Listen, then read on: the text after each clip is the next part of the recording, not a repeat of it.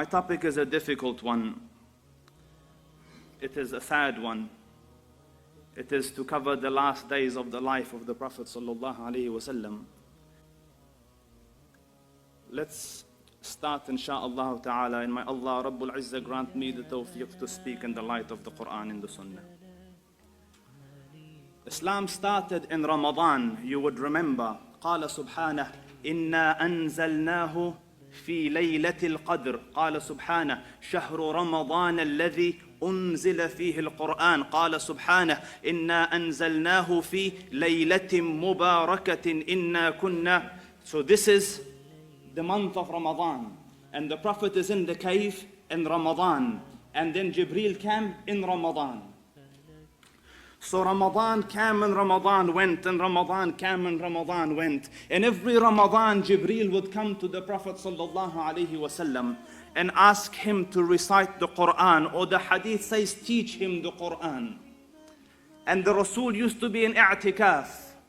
So for the 10 days, Jibreel would cover the whole Qur'an with him. And then came the 23rd Ramadan. This is on the 10th year after Hijrah. In this Ramadan, something different happened. The Rasul salawatu rabbi wa salamuhu alayh went into i'tikaf. Jibreel came, recited the Qur'an, taught him the Qur'an cover to cover in the 10 days. And then he saw a dream that what you're seeking is ahead of you. Extend your i'tikaf. So the Rasul extended the i'tikaf by 10 days. And in the dream he had seen his forehead was on the ground. He lifted it, and the soil and water was dripping down the blessed face. And he extended the i'tikaf, and the rain came. And he sallallahu alaihi wasallam lifted his forehead from the sujood, and the soil of the earth and the water ran down his face as it was in the dream. And then in this 10 days, Jibreel recited the Qur'an again and made the Prophet recite it or taught him the Qur'an again. And this made the Prophet sallallahu alaihi wasallam think, why twice? Why twice this year? And the Prophet is the most learned of the servants of Allah about Allah Rabbul Izzah. As such, when the Dhul Arsh al-Majid and Fa'alul lima yurid gives a hint, the one to understand it most is the Prophet sallallahu alaihi wasallam. And when the hint came, almost like you're trying to solve something, you go, ah. It was that ah moment. That, what is the meaning of this? Why twice? And in his heart of hearts, he understood it. And this is Ramadan. That Jibreel has made me recite this twice. It is the extra caution of the heavens to ensure that the correct message has been delivered and the correct message is left behind. And it means that perhaps my time has come to an end and I might be departing imminently. But the hearts of the prophets are huge, metaphorically. Like the oceans, they bear the vessels that come and go. And he sallallahu alaihi wasallam didn't utter a word about this to anyone. And then it's Ramadan. After Ramadan is the month of Shawwal. And around this time, he sent Mu'adh ibn Jabal, as Sheikh Siraj Wahaj talked about. Go to Yemen and teach the people their religion. And they say he was walking with Mu'adh, and Mu'adh was on the mount on his right, and the Rasul is walking next to him, giving him the advices that we heard. And then towards the end of this walk and this advice, he says, Ya Mu'adh, إنك عسى ألا تلقاني بعد عامي هذا. O Mu'adh, it might be that you will not see me after this again. When your father tells you that you might not see me after this trip again, it tugs at the heart. It makes you sentimental, emotional. The Rasul wasn't their father.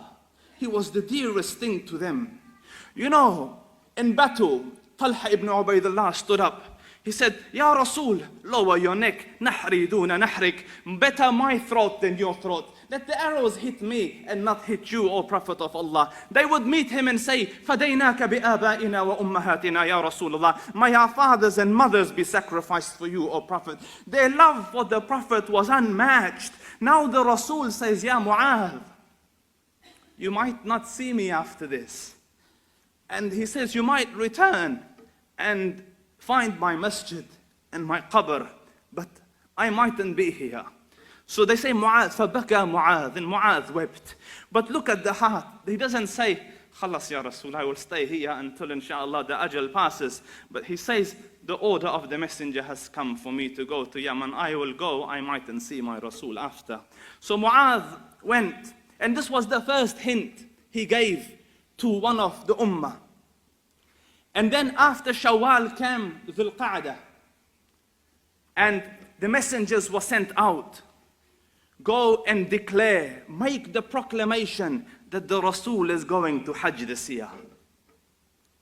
And you must understand, the peninsula has become Muslim. And thousands have become Muslims, but not seen their Prophet, not talked to their Prophet, not sat with their Prophet. Now is an opportunity, an excuse to go with the Rasul on this blessed journey to Hajj. So people flocked into Medina. The scholars say 100,000 came. Muslims from as far and wide as you can imagine into Medina to join with the Prophet sallallahu alaihi wasallam and this Hajj. And then 4 days left from Dhul Qa'dah. The Rasul marches out. It's a Saturday, and it is Zuhr. He sallallahu alayhi wasallam prayed Zuhr, and he marched out to Dhul Hulayfa. He stayed in Dhul Hulayfa the night, and in the morning after Zuhr, put on his ihram and started to move towards Hajj. And Jabir ibn Abdullah says, I looked ila madda basari, so far as my eyes could see. Between the hands of the Prophet, as in front of the Prophet, there were people either walking or riding. And I looked at his right, so far as my eyes could see, there were Muslims going to Hajj with him, riding or walking, and on his left and behind him. And this is almost a gift of Allah Rabbul Izzah. Like, Ya Rasul, do you remember when they used to torture you? Do you remember when they used to pelt you with stones? Do you remember when they traced your steps, abusing you and chucking abuses at you? Today, look at the fruits of your toils, O Muhammad. The Jazeera has become Muslims. Your religion has reigned supreme. Allah Rabbul Izzah has brought about justice on the tongue of the Prophet sallallahu alaihi wasallam and in the sunnah that he left. So he came out to Hajj, and in this Hajj, it is the first hint he gives the Ummah. He says,